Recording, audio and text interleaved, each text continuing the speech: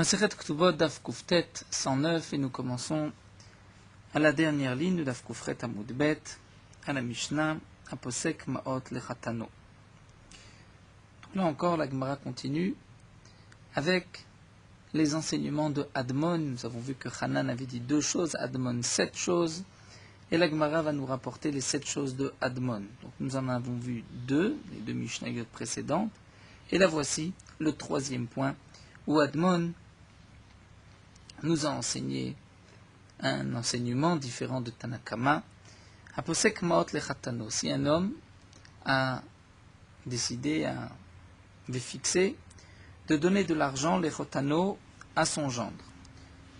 Donc il avait fixé, après bien sûr les fiançailles, c'est-à-dire il y a eu des kiddushin, donc la jeune fille et sa femme, et le beau-père lui a dit je te donnerai tant, avant le mariage. Ou Pachatlo et Taregel. Et il lui a tendu le pied, c'est-à-dire, nous explique Rashi, manière de lui dire prends la boue qui se trouve sous mes pieds, ou bien d'après une autre explication, il a dit si tu veux tu peux me pendre par les pieds sur un arbre, je ne te donne rien. Donc là cet homme a donné des kiddushin, il ne s'est pas encore marié, il n'y a pas eu de choupa, et son beau-père lui avait promis de l'argent. Eh bien, Teshev Achet Albin Rocha. Il n'est pas obligé d'épouser sa femme, dire la choupa. Il peut la laisser jusqu'à ce que blanchissent ses cheveux. C'est-à-dire, il n'est pas obligé non plus de lui donner un acte de divorce, un get. Et elle ne peut pas se marier puisqu'elle a reçu des kiddushin. Donc la jeune femme sort perdante, puisque on ne peut pas obliger son mari à lui donner un get, et il n'est pas obligé non plus de l'épouser, puisque le père n'a pas voulu donner la somme qu'il avait promis. Et nous avons besoin de l'explication de Tosfot, puisque Tosfot nous dit, bien que plus haut la Gemara avait rapporté des dvarim aniknim ba'amira, c'est-à-dire que les parents avaient dit je donne tant, l'autre avait dit je donne tant, et qu'ensuite on avait donné les kiddushin tout de suite, bien par le kiddushin il y avait un engagement. Et s'il y a un engagement, on peut ensuite réclamer au Beddin cet argent, puisqu'il y a eu un engagement, un kinyan. Ici dans notre cas, puisque les conditions ne se sont pas faites juste avant les kiddushin, eh bien le din est différent. Donc il ne peut pas attaquer son beau-père au Beddin, il ne peut pas lui réclamer d'argent, mais il n'est pas obligé non plus de marier, d'aller jusqu'au bout de ses kiddushin, c'est-à-dire d'épouser sa femme, de faire la choupa, et donc elle restera chez Talbin Rocha, sauf si le beau-père a l'intention de donner l'argent qu'il avait promis. Bien sûr, si le khatan veut se marier avec elle, malgré que le beau-père ne lui donne pas, eh bien, dans ce cas-là aussi, il a la possibilité de l'épouser. Mais s'il veut, il peut refuser le mariage. Tosfot rajoute aussi, dans la page précédente, en bas, le dernier Tosfot, qu'il s'agit du cas où le beau-père avait fixé, avait promis de donner cet argent en présence de sa fille. C'est donc comme si la fille, elle-même, avait aussi accepté cette condition, c'est pour cela que Teshev Achet Albin Rocha. Mais Admon Omer, Yecholai Shetomar, Admon nous dit que la femme, la jeune fille, la jeune mariée peut dire Iloni pasakti leatzmi, Teshev Achet Albin Rocha. Je comprends, si moi-même je m'étais engagé, donc je suis d'accord que je vais rester jusqu'à ce que blanchissent mes cheveux si je ne te donne pas ce que je t'ai promis. Mais Arshav chez Abba Pasak, Man Yachola Lansot. Maintenant que c'est mon père qui s'est engagé, qu'est-ce que je peux faire? Moi, je ne me suis pas engagé au kanos, au pato, ou bien je te demande de m'épouser, donc la choupa, au petor, ou bien de me dispenser par un acte de divorce. Mais donc, nous dit Admon, le mari ne peut pas laisser sa femme, la laisser blanchir ses cheveux. Amar Rabban Gamliel, Rohanier d'Ivre Admon, Rabban Gamliel dit, je suis d'accord avec les paroles ici de Admon. Nous avons, pour la 3e fois, rapporté Rabban Gamliel qui est d'accord avec Admon. Dans les 2 premiers cas, où on avait vu Shnei Dayanek Zerot, on avait parlé de Hanan, la Gemara avait rapporté que Rabbi Yochanan ben Zakkai était d'accord avec Hanan. Dans la seconde Mishnah, qui était Dafkouf Zain Amud Bet, là aussi on avait vu Hanan et Rabbi Yochanan ben Zakkai qui était d'accord avec Hanan.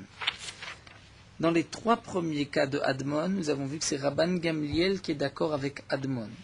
Et nous verrons encore 4 cas où Admon s'est exprimé, était en marloquette avec les Chachamim, mais on ne voit pas que Rabban Gamliel a été d'accord avec Admon. Donc s'il n'a pas été d'accord, c'est qu'il est aussi en marloquette avec Admon, comme nous le verrons par la suite. Alors l'Agma nous dit Matnitim de l'Okai. Tana, la première des choses qu'on peut dire, c'est que notre Mishnah n'est pas comme le Tana de la Braïta. Des Tania, nous avons une Braïta qui nous dit Amar Rabbi Yosef Rabbi Yehuda, Rabbi Yosef Rabbi Yehuda nous dit Nonechleku Admon vechachamim.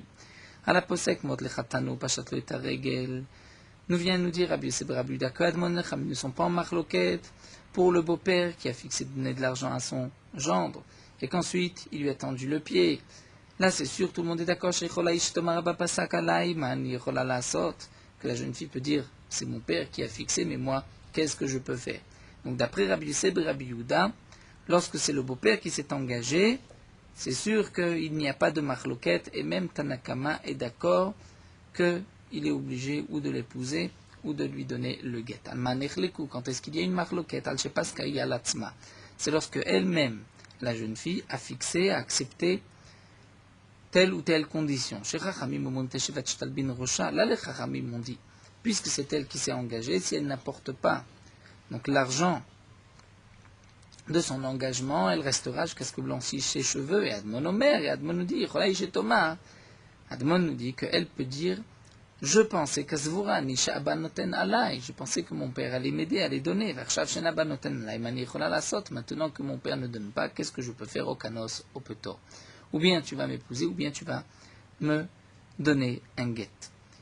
Amar Rabban Gamliel, Admon, et Rabban Gamliel nous dit, je suis d'accord avec Admon. Donc d'après cette braïta, la marloquette entre Admon et les Chachamim, ce n'est pas lorsque le père s'est engagé, mais c'est lorsque c'est la jeune femme qui s'est engagée. Donc c'est contraire à notre Mishnah. Le Tana de notre Mishnah ne suit pas le Tana de la braïta, puisque dans notre Mishnah, on voit que c'est lorsque le père s'est engagé qu'il y a une marloquette entre Admon et les Chachamim. La Gemara continue. Tana, nous avons une braïta sur notre dernière braïta. Donc nous avons vu, d'après Rabbi Yosef et Rabbi Yehuda, que lorsque c'est le père qui s'est engagé, tout le monde est d'accord, Admon, mais aussi les Chachamim, que, puisque c'est le père qui s'est engagé, la jeune femme n'est pas responsable, donc il est obligé de l'épouser, de lui donner un guet. Et toute la marloquette, c'est lorsque c'est elle qui s'est engagée. Donc la braïta continue, dit Bamedvarim Amorim Bigdola. Tout ceci n'a été dit que Bigdola, si elle est grande, c'est-à-dire si elle a plus de 12 ans, Aval Bektana, si elle a moins de 12 ans, Kofin. On va obliger. On va obliger qui? On peut comprendre 2 choses. Ou bien obliger le père à payer, ou bien obliger le mari à épouser ou à donner un guet. Demande l'agma Kofin Leman, on va obliger qui? Il est malé à, si c'est le père à qui on va obliger, et on va obliger le père à payer, ça voudrait dire que tout ce que nous avons vu, qu'on ne peut pas obliger le père, c'est seulement si la jeune fille est gdola, c'est-à-dire, dans quel cas on n'oblige pas le père, dans le cas où c'est la jeune fille elle-même qui s'est engagée. Donc ça voudrait dire, si elle est grande et qu'elle s'est engagée, là effectivement, eh bien elle attendra jusqu'à ce que blanchissent ses cheveux. Mais si c'était une petite fille, eh bien on va obliger le père. De mon agma, c'est le contraire. Ephraim et Vaïd, on devrait dire le contraire. Comme nous l'explique Rashi, puisque si on doit obliger le père, il est plus logique d'obliger le père lorsque c'est la grande fille qui s'est engagée, puisque lorsque la grande fille s'engage, c'est un engagement, puisqu'elle a plus de 12 ans. Lorsqu'elle est petite, il n'y a pas d'engagement. Donc si déjà on dit qu'on peut obliger le père par l'engagement de la fille, c'est plus logique de dire que c'est lorsqu'elle est gdola, qu'elle a plus de 12 ans, mais pas lorsqu'elle est ktana. Donc comment comprendre la braïta, gdola val bektana kofin, et la marava nous dit, il faut dire le contraire. Kofin la baal, on va obliger le mari. L'itenget a donné un get. C'est-à-dire, on va expliquer ainsi. Quand est-ce qu'on va obliger le mari? Quand est-ce qu'on n'oblige pas le mari bigdola, si elle est grande? C'est-à-dire, si elle a plus de 12 ans et s'est engagée à donner. Donc là, on comprend que d'après les Chachamim, bin rocha, puisqu'elle s'est engagée, elle doit payer. Aval bektana, mais donc la braïta vient nous dire, si elle a moins de 12 ans et qu'elle s'est engagée, là, on doit obliger le mari, puisque l'engagement d'une petite fille n'est pas considéré comme un engagement suffisant. La Gemara continue à Rabbi Yitzchak ben Elazar, Mishmei Chizkiya, Rabbi Yitzchak ben Elazar nous dit au nom de Chizkiya, Kol makom, Shamar Rabban Gamliel Rouen Yedivra Admon, Alacha Kemoto. chaque fois que Rabban Gamliel a dit que la halakha est comme Admon, la halakha est comme lui, donc comme Rabban Gamliel, comme Admon. Ce sont donc dans les 3 premiers cas que nous venons de voir. Il y a 7 cas où Admon s'est prononcé, mais sur les 4 autres cas, Rabban Gamliel n'a pas dit je suis d'accord avec Admon. Et dans les 3 cas où Rabban Gamliel a dit que la halakha est comme Admon, je suis d'accord avec Admon, donc la halakha est comme Admon. Et comme Rabban Gamliel. Amarle Rava le Rav Nachman. Afilou be Braïta, Rava demande à Rav Nachman, même dans la Braïta, dire même dans le cas de la Braïta où c'est elle qui s'est engagée et que nous avons vu que d'après Admon, donc elle peut exiger le guet ou le mariage. Amarle, il lui a répondu, Mi kamrinan be Mishnah, bechol makom, shama Rabban Gam kamrinan. Je ne t'ai pas dit, lorsque Rabban Gamliel a dit dans la Mishnah, je suis d'accord avec Admon que la halakha est comme lui. J'ai dit, dans tous les endroits, donc puisque dans la Braïta, c'est marqué que même lorsque c'est la femme qui s'est engagée à donner de l'argent à son mari, eh bien, d'après Admon, elle peut exiger le mariage ou le divorce. Eh bien, Rabban Gamliel est d'accord avec Admon, la halakha est comme Rabban Gamliel, comme Admon sur ce point-là aussi.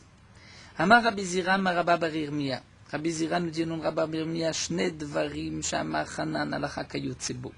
Sur les 2 choses que Hanan nous a enseigné, la halakha et kayotsebo.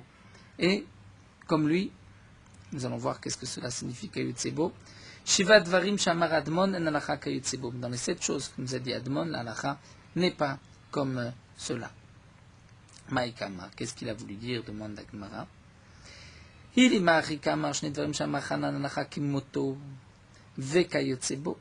Peut-être qu'on pourrait dire que les 2 choses où Hanan a dit, donc la halakha est comme lui, Vekayotsebo, et comme celui qui est d'accord avec lui, c'est-à-dire comme Rabbi Yochanan ben Zakkai, qui était d'accord avec Hanan, Veshiva dvarim shamar Admon en halakha kemoto velo kayotsebo.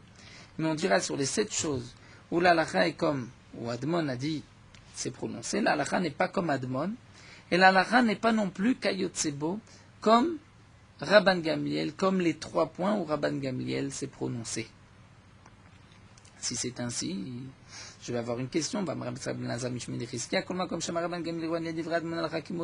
de voir que chaque fois que Rabban Gamliel a dit que la halakha est comme Admon, la halakha est comme Rabban Gamliel. Donc comment tu peux dire que sur les 7 choses, la halakha est ni comme Admon, ni comme Rabban Gamliel? El achikama, voici comment il faut dire. Shne dvarim shama Hanan halakha kemoto vekayotsebo. Sur les 2 points que Hanan nous a enseignés, la halakha est comme Hanan et comme kayotsebo, comme celui qui était d'accord avec lui, c'est-à-dire comme Rabbi Yochanan ben Zakkai. Shiva dvarim shamar Admon en halakha kayotsebo. Sur les 7 choses qu'a dit Admon, la halakha n'est pas kayotsebo comme celui qui était d'accord avec lui, c'est-à-dire comme Rabban Gamliel. Donc ça voudrait dire hakemoto halakha bekulhu, puisque, et là c'est ce que nous explique Rashi dans le Ktavian, c'est notre Rashi que nous n'avons pas ici, mais qui est imprimé ailleurs, qui est rapporté dans Shita Mekubetset, puisque Rabban Gamliel est d'accord avec Admon sur 3 points, mais que sur les 4 autres points, il ne s'est pas prononcé, c'est que Rabban Gamliel est d'accord avec 3, mais il n'est pas d'accord avec Admon sur les 4 autres. Donc ça voudrait dire que lorsqu'on dit que sur les 7 choses qu'a dit Admon, la halakha n'est pas comme Rabban Gamliel, c'est-à-dire la halakha n'est pas comme Rabban Gamliel sur les 3 points, et sur les 4 autres points où Rabban Gamliel était donc en marloquette avec Admon, donc dire la halakha n'est pas comme Rabban Gamliel, mais elle est comme qui? Hakemoto halakha bekulhu, mais comme lui, c'est-à-dire comme Admon, elle est la halakha. Même si Rabban Gamliel, lui, n'est pas d'accord, bien la halakha est comme Admon. Si c'est ainsi, directement, on a encore une question. Nous avons vu que chaque fois que Rabban Gamliel a dit que la halakha est comme Admon, alors la halakha est comme Admon. Ça voudrait dire amar in lo amar lo, que c'est seulement si Rabban Gamliel a dit que la halakha est comme, je suis d'accord avec Admon, que la halakha est comme Admon. Mais s'il ne l'a pas dit, la halakha n'est pas comme Admon.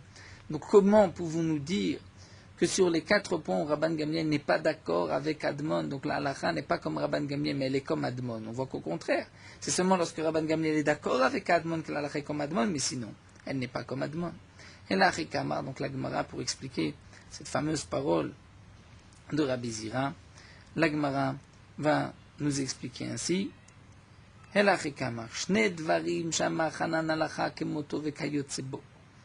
les deux points que Hanan nous a enseignés, l'halakha est comme Hanan et comme celui qui est d'accord avec lui, Rabbi Yochanan ben Zakkai.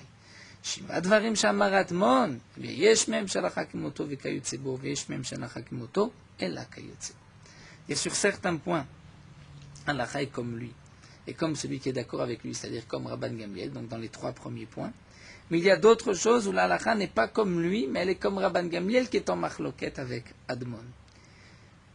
Mais comme Makom Shama Rabban Gamliel Rwandi Divrei Admon, l'halakha kimoto en nachlo. C'est seulement lorsque Rabban Gamliel a dit que l'halakha est comme Admon, que l'halakha est comme Admon, mais dans les autres endroits où Rabban Gamliel ne s'est pas prononcé, donc c'est qu'il n'est pas d'accord avec Admon. Là, la halakha n'est pas comme Admon. On continue avec le quatrième enseignement de Admon.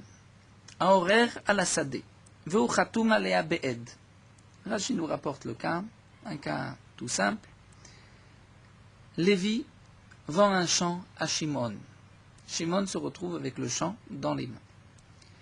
Réhouven vient dire à Shimon, ce terrain m'appartient. Lévi qui t'a vendu ce terrain me l'a volé. Seulement, hu chatoum alea, dans l'acte de vente que Lévi a vendu à Shimon, un des témoins, c'était Réhouven. Donc on pourrait dire à Réhouven, si vraiment ce terrain t'appartenait, comment se fait-il que tu as accepté de témoigner de la vente de Lévi à Shimon? Si tu acceptes de témoigner, de signer, c'est que tu es d'accord que le terrain appartenait à Lévi. Donc voici un cas, horaire à la Sadeh, Réhouven vient réclamer un champ, vient dire qu'il est à lui, et lui-même a signé comme témoin sur la vente. Admon Omer, Admon nous dit, il n'a pas perdu son srout. Il peut dire, en vérité, le terrain m'appartenait. Mais pourquoi j'ai accepté de signer? Parce que Lévi était un homme difficile, un homme fort, un homme puissant. Et donc, j'aurais eu beaucoup de difficultés à me battre avec lui au Beddin. Je préférais donc que ce terrain soit vendu à Shimon. Et ainsi, de Shimon, c'est plus facile de récupérer le terrain. C'est ce que nous dit Admon. Il peut dire Hacheni Noachli Varishon Kashaimenu, le deuxième me convient plus, le premier est plus difficile, et donc c'est pour cela que j'ai signé. Chachamim Omrim Ibed et Zechuto, Melcham disent non. Ibed et Zechuto, il a perdu, étant donné qu'il a signé, eh bien, c'est comme s'il accepte, il marque que ce terrain ne lui appartient pas. Asao Siman Leacher, Ibed et Zechuto. Mais si, prenons le cas où Lévi a vendu un autre terrain, et a marqué dans ce terrain, qui était à côté de ce fameux terrain question, le terrain, on va dire, c'était le terrain qui était au nord des terrains de Lévi, c'est ce terrain que Réhouven va venir demain réclamer. Lévi a vendu un terrain, et il a marqué, voici les limites de ce terrain. Au nord, c'est tel terrain qui m'appartient. Et Réhouven a signé sur cet acte de vente. Ensuite, Réhouven vient dire, le terrain qui est au nord, il m'appartient. Est-ce que là, Réhouven peut réclamer ce terrain ou pas? Puisque là, il ne peut pas dire, je préférais que ce terrain soit dans les mains de Shimon, étant donné que ce n'est pas ce terrain qu'on vend. Ce terrain est juste pour délimiter le terrain qui a été vendu. Et Lévi a marqué dans l'acte, dans le shtar, au nord, c'est tel terrain qui m'appartient. Donc si Réhouven a signé, c'est que Réhouven est d'accord. C'est ce que nous dit la Mishnah. Ibed et Zechuto, d'après tout le monde, il a perdu. Réhouven a perdu son srout dans ce terrain. Donc là, la Gemara va reprendre. Donc le premier cas, Lévi vend un terrain à Shimon, Réhouven en est témoin. Ensuite, Réhouven vient dire, ce terrain qui a été vendu à Shimon m'appartient. D'après Admon, Réhouven a gain de cause, puisqu'il peut dire, bien sûr, il doit apporter des preuves que ce terrain lui appartenait, mais il peut dire donc, ce n'est pas une preuve puisque j'ai signé que je renonce à ce terrain, que j'accepte la vente. Simplement, je préférais que ce terrain soit dans les mains de Shimon plutôt que dans les mains de Lévi. Mais d'après les Chachamim, il a perdu son route, c'est-à-dire son droit sur ce terrain. Amar Abaye, Abaye vient nous dire, le chanou il a aide. C'est seulement s'il a été témoin. S'il a été témoin, on peut comprendre que d'après les Chachamim, il a perdu son route sur ce terrain, son droit, aval dayan lo ibet et zechuto. Mais s'il était juste juge, c'est-à-dire si sur cet acte de vente, il y avait deux témoins, et qu'on est venu authentifier les signatures, comme nous l'avons vu dans le deuxième Pérec, ce qu'on appelle le Kiyum Shtarot, et qu'ensuite Réhouven a signé en tant qu'un des trois dayanim, Comme quoi Reuven a dit, nous avons authentifié les signatures, ce sont la signature d'un tel, ce sont les signatures d'un tel et d'un tel.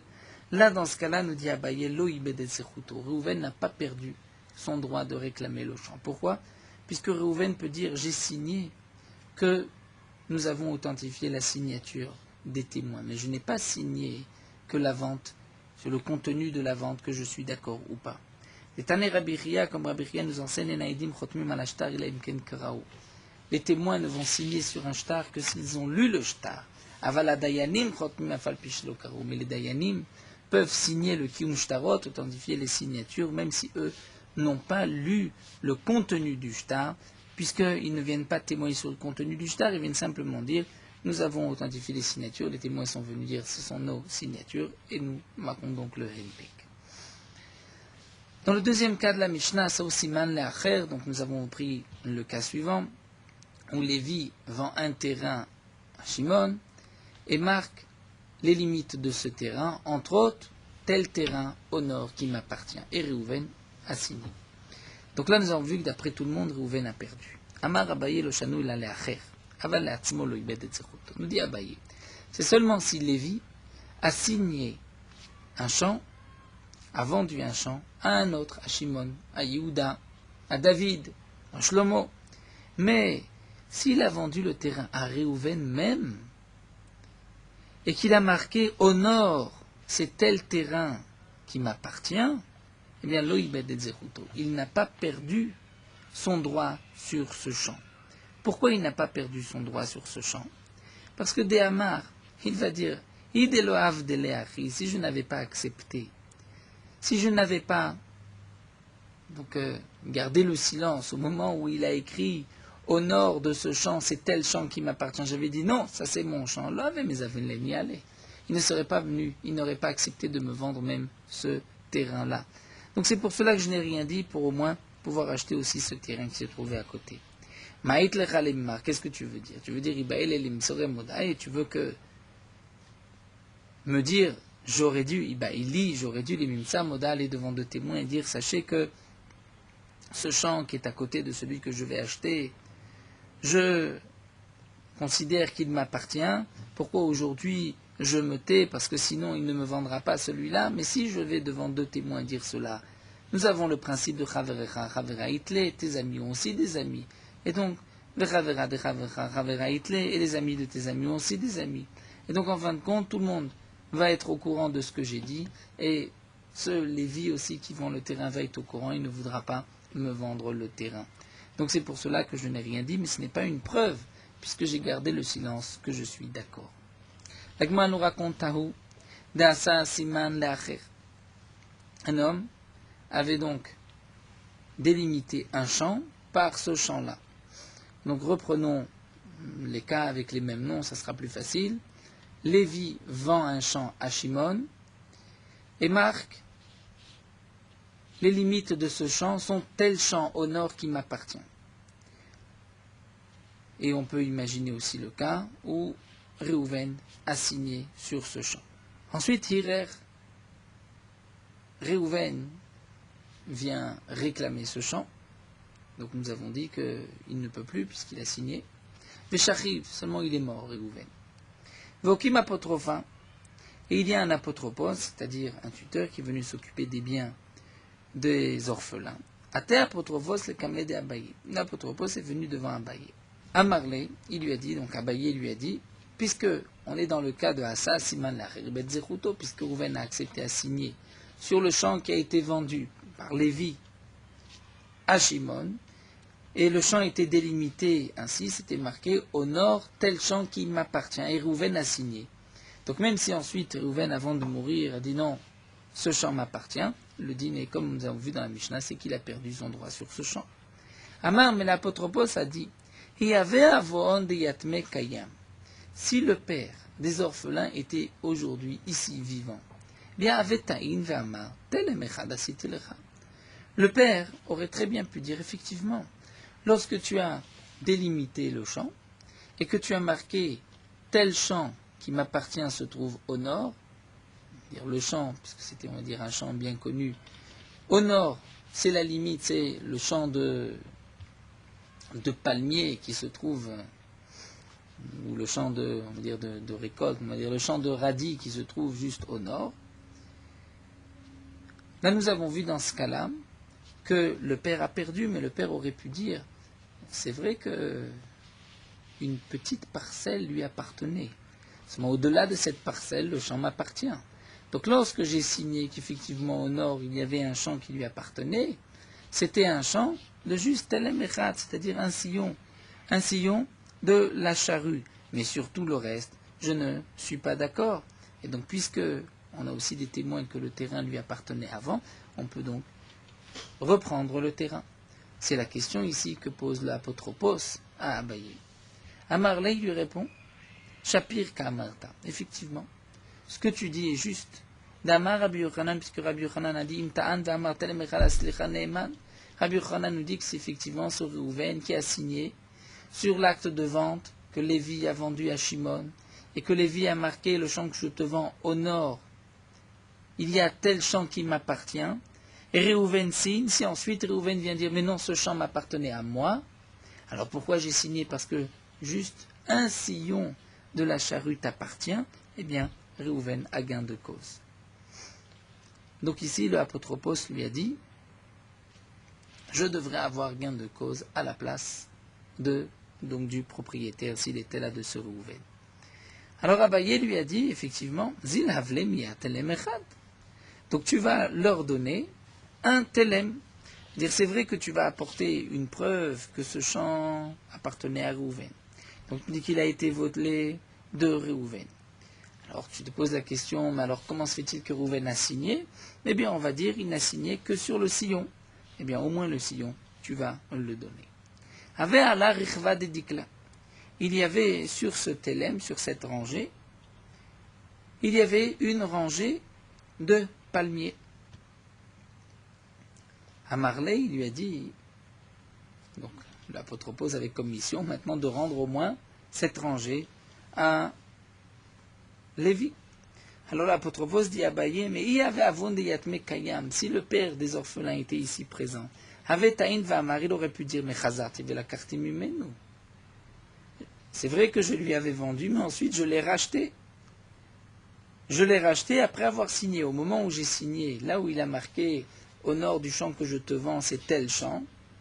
Effectivement, à ce moment-là, il avait tel champ, il avait une rangée. Mais aujourd'hui, j'ai racheté ce champ. Donc là, le Réhouven est mort, mais le apotropos peut parler à sa place. Amarle Shapir Kamarta, Abaye lui dit, tu as raison. Puisque nous dit Rabbi Yochanan que si Réhouven vient dire, mais je l'ai racheté, on le croit. Pourquoi? Puisqu'il y a le fameux apéché Asa, apéché Itir.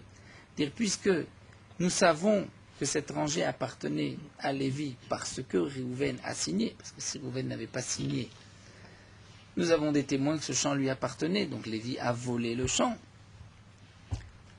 Donc puisque c'est lui qui a dit que cette rangée lui appartenait, et qu'il vient dire, mais j'ai repris, je l'ai racheté, eh bien on le croit.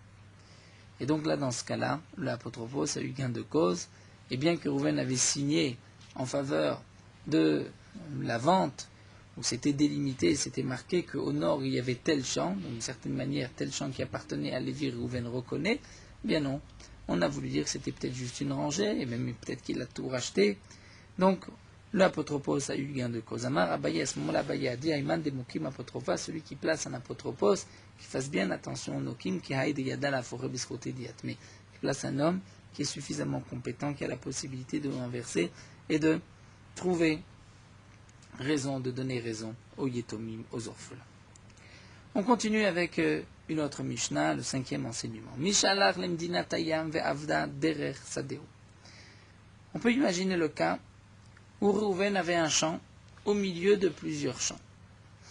Et donc pour y accéder à ce champ, il avait un chemin. Du domaine public, il avait un chemin. Il est parti, l'Imdinataya, mais lorsqu'il revient, il ne retrouve plus son chemin. Quel est le din? Eh bien, Admon Omer, Yelechlo Biktsara, Admon nous dit, il va prendre le chemin le plus court. Dire, il a le droit de choisir. C'est sûr qu'il avait un chemin, il ne pouvait pas à chaque fois sauter dans son champ descendre en hélicoptère, donc il avait un chemin qui lui appartenait, le chemin a disparu, eh bien il va prendre le plus petit chemin, le minimum. Chachamim omrim, les Chachamim disent non, yikne lo derer b'mea mané. Il doit acheter à celui qui l'entoure un chemin à 100 manées, c'est-à-dire même s'il doit payer 100 manées, oh ifrar ba'avir, ou bien il va voler dans l'air, il va monter, effectivement, descendre en parachute dans son champ. Alors l'Agma va nous expliquer dans quel cas nous avons cette marloquette. Maïtama de Rabbanan, Shapir Kamar Admon, demande l'Agma quelle est la raison des Chachamim. Après tout, Admon a raison, il avait un chemin, il ne retrouve plus son chemin au moins, il va prendre le plus petit. Amar Rabuda Amarav, Rabuda nous dit le nom de Rav, Kigon Shikifua Arba Ben Adam Arba Uchotia. Parce que le champ de Rouven ici est entouré de 4 champs qui appartiennent à 4 personnes. Et donc là, c'est pour cela que les Chachamim nous disent, puisque le champ du milieu appartient à Rouven, les 4 champs appartiennent à 4 personnes différentes. Lorsque Rouven va vers le champ du nord, il lui dit non, ton chemin était au sud. Il va au sud, je me dis non, à l'ouest. Il va à l'ouest, il dit non, à l'est. Et donc, chaque propriétaire va le repousser. C'est pour cela qu'il n'a pas gain de cause et il doit acheter un champ. Il doit acheter un chemin. Alors demande l'Agma, mais si on parle dans ce cas-là, Yachimaïtama de Admon, on ne comprend plus Admon. Comment se fait-il que Admon il peut prendre le chemin le plus petit? Il ne peut pas prendre le chemin à l'ouest. Peut-être qu'en vérité, son chemin, il était à l'est, il était au sud. Amar Rava va expliquer ainsi. S'il y a 4 personnes qui ont acheté aujourd'hui de 4 autres personnes, c'est-à-dire le terrain de Rouven était entouré de 4 champs qui appartenaient à 4 personnes différentes, et ces 4 personnes différentes ont vendu à 4 personnes, là, il est évident que chaque propriétaire peut lui dire « le chemin n'était pas chez moi ». Ou encore, « Arba'adat ou mikoachad », même si Rouven avait un champ au milieu, et il y avait un seul propriétaire de tous les champs qui entouraient le champ de Rouven. Seulement, ce propriétaire a vendu à 4 personnes, un au nord, un à l'est, un à l'ouest, un au sud. Là aussi, il est évident que chacun peut repousser Rouven et lui dire « mais non, le chemin n'était pas de mon côté. Moi, j'ai acheté le côté où il n'y avait pas de chemin. » Là, Koulanma, tout le monde d'accord, que chaque acheteur peut repousser Rouven et lui dire « non, ce n'était pas chez moi qui était le chemin. » Qui pliguait, quand est-ce que nous avons une marloquette Bechad Atemikoach Arba'a. C'est-à-dire, Rouven avait un champ au milieu de 4 propriétaires. Mais les 4 propriétaires ont vendu à une seule personne. Donc Rouven se tourne vers cette personne et lui dit « regarde, j'avais au début un chemin, je ne sais plus où se trouve ce chemin. Puisque c'est toi qui as acheté les 4 côtés, donc Mimanafchar, mon chemin se trouvait dans un de tes 4 champs. Donc tu vas me laisser prendre le minimum, le plus petit chemin, le plus court. » Ça, c'est ce que pense Admon. Admon, ça va, mais comme Makonda Kait Ligaba, j'ai un chemin dans un de tes 4 terrains. C'est mon Rabbanan, ça vrai, les Chachamim disent non. Cet homme-là, l'acheteur peut lui dire Ishatak, Shatak, si tu te tais, c'est-à-dire, si tu veux acheter un chemin, je vais te faire un bon prix. Veilo, si tu n'es pas d'accord, c'est-à-dire, si tu veux prendre ton chemin de droit, eh bien, Ma'adren Ashtar el Marayou, moi, je vais faire quelque chose de plus fort. Je vais rendre le shtar à ceux qui me l'ont vendu, c'est-à-dire chaque shtar, chaque terrain à celui qui me l'a vendu, et ensuite, velomatzit, et je te dis nabadayu, et toi tu ne pourras pas te tourner vers aucun des 4, puisque si tu te retournes vers l'un, il te dira non, c'était chez l'autre. Donc il vaut mieux aujourd'hui que tu te taises, que tu acceptes d'acheter, et je te ferai un bon prix, parce que sinon, tu risques de tout perdre. Et tout perdre, tu devras acheter un chemin, et en plus un chemin, tu le payeras cher. L'Agma nous raconte un cas qui pourrait ressembler au cas de la Mishnah. Haoudamar Leoudikla le Barat, un homme qui, avant de mourir, a dit à ceux qui l'accompagnaient, Dikla le Barat, je cède un desquels, un palmier, à ma fille. Azol Yatme, Palog le Nirse. Les orphelins, les garçons, ont partagé tous les biens. Loya vous la Dikla. Et ils n'ont pas donné à la fille le palmier. Savoir Rav Yosef les Mema. Et nous matnitim, Rav Yosef pensait dire, c'est notre Mishnah. Dire dans la Mishnah, lorsque elle va se retourner vers un de ses frères, elle va dire non, non, c'est pas chez moi que tu dois prendre le palmier, c'est chez l'autre. Elle va chez l'autre, il le renvoie aussi à un autre, et ainsi de suite. Ça, c'est ce que pensait Rav Yosef, et donc la fille ne peut pas récupérer son palmier. Hamarle Abaye, Abaye lui dit non, midame, c'est différent, est-ce que ça ressemble? Hatam kol chad vechad matzematrele. Là-bas, dans le cas de la Mishnah, lorsqu'il y a 4 champs, chacun peut pousser, peut renvoyer Rouven chez l'autre, mais acha, dikla gabayou. Là, la femme, la fille, avait, là dans ce cas-là, la fille avait un palmier parmi les frères. Et donc, puisqu'il y a un palmier parmi les frères, eh bien, les frères sont obligés de lui donner un palmier avant même de partager. Donc, Maïtakantayou, qu'est-ce qu'ils vont faire? Vous l'a dit que là, ils vont lui donner un déken, un palmier. Venez à Drov, les et ensuite, ils vont repartager, encore une fois, tous les biens en tenant compte que le palmier a été donné à la fille. La Gemara donc conclut ici que tous les biens, comme dit Rashi, puisque au moment du testament du père, de l'ordre du père, tous les biens étaient ensemble, donc c'est comme si le père a ordonné à chacun de ses fils de donner le palmier à la fille. La Gemara nous raconte un autre cas, et nous terminons avec ce cas-là, où de Amar Loudikla les Barat, un homme qui a dit un palmier à ma fille. Shariv, il est mort, Veshavik très palgué des Dikla. Il avait, bien sûr, beaucoup de champs, beaucoup de palmiers, mais il avait 2 demi-palmiers, c'est-à-dire il avait acheté 2 palmiers qui étaient à lui et à un associé. Donc il n'avait dans chacun des 2 palmiers que la moitié. Seulement 2 moitiés, ça correspond à un palmier. Alors Yetiv Ravashi ve Kakashele. Ravashi s'est assis et se posait la question. Mikaro inchele très palgué dikla olo. Est-ce qu'un homme va appeler 2 demi-palmiers un palmier ou pas? Et en vérité, les orphelins avaient du mal à s'occuper d'un demi-palmier. Donc ils ont préféré donner à la fille 2 demi plutôt que de lui donner un palmier. Est-ce que les Yetomim ont la possibilité? Est-ce que 2 demi c'est un palmier? Les Rav Mordechai, les Ravashi, Rav Mordechai dit Ravashi, Ari amar Avimi Magrounia, ainsi a dit Avimi de Agrounia, Mishme de Ravo, nom de Rava, que Karou Inche, les Trépalgues d'Ikla. Effectivement, les gens appellent 2 demi-palmiers un palmier. Et donc, puisque, nous dit Rashi, les biens se trouvent dans les mains des orphelins, donc eux ont la chazaka des biens, et elle ne peut recevoir qu'un palmier parce que le père a ordonné de donner un palmier, eh bien 2 palmiers c'est aussi un palmier, 2 demi-palmiers c'est aussi un palmier, et donc elle prendra les 2 demi. Alors nous allons nous arrêter ici. Terminons avec Morot Halacha Daf Kuftet concernant le moment du bio. Donc le moment du bio, comme nous l'avons expliqué, c'est lorsqu'il n'y a plus de fruits dans les champs ou de légumes dans les champs. À ce moment-là, il y a le bio, l'obligation de sortir, de rendre à Efker les fruits de chez soi. Il y a certains fruits dont les Chachamim ont fixé le moment du bio. En général, à cette époque-là, il n'y a plus de ces fruits dans les champs pour les bêtes sauvages. Et donc il faudra être mevaer, comme nous l'avons vu, c'est-à-dire rendre Efker les fruits de son champ. De quelle date il s'agit? Pour les tmarim, pour les dates, c'est Purim de la 8e année. Pour les olives, c'est Shavuot de la 8e année. Pour le raisin, c'est le premier jour de Pessah de la 8e année. Et pour les figues, c'est Hanouka de la 8e année. On considère que pour tous ces fruits, pour les tmarim, zetim, anavim, tenim, donc les dates, les olives, le raisin et les figues, le moment du biour est fixé en général donc par les chachamim. Donc le zman abiour du vin et du jus de raisin correspond au zman biour, au moment du biour du raisin.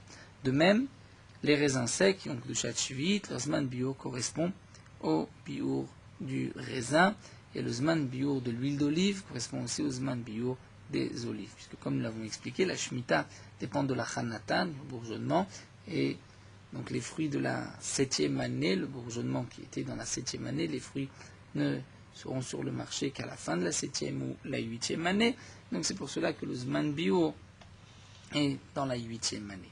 Donc ces moments-là que les Khamim ont fixés, c'est lorsqu'on ne sait pas, est-ce qu'il y en a ou pas, on n'est pas obligé d'aller regarder dans tous les champs. Donc nous avons Purim, Shavuot, Pessah, Hanouka, mais lorsqu'on sait qu'avant cette date-là, on ne trouve plus de ces fruits dans les champs, ou bien on sait que même après cette date-là, il y a encore des fruits dans les champs, donc le Zman n'est pas ce zman que les Khamim m'ont donné, ça c'est pour celui qui ne sait pas, mais si on sait, on tiendra compte du moment lorsque l'on sait. Donc le zman du biour qui est fixé, c'est pour chaque espèce en fonction de ce qui reste dans les champs. Donc il ne faut pas comprendre lorsqu'il ne reste plus dans les champs parce qu'on a tout pris, on a tout ramassé. Parce que si c'est ainsi, on finit de récolter le raisin et les olives bien avant Pessah et Shavuot de la 8e année. Mais c'est que même après avoir récolté les fruits, il reste quand même quelques fruits dans les arbres et que les bêtes sauvages vont pouvoir encore manger. Il y a aussi des fruits que les bêtes sauvages ont déjà ramassés dans leurs trous. Donc lorsqu'il y a peu de fruits qui sont restés dans les champs et que ces fruits vont s'abîmer d'une certaine manière, c'est le siman que même les fruits que les bêtes sauvages ont récupérés, ont mis dans leurs trous, ces fruits-là aussi se sont terminés. Donc voici quelques dnim du biour. On terminera encore avec quelques pratim pour les derniers dapim de Masechet Ketubot.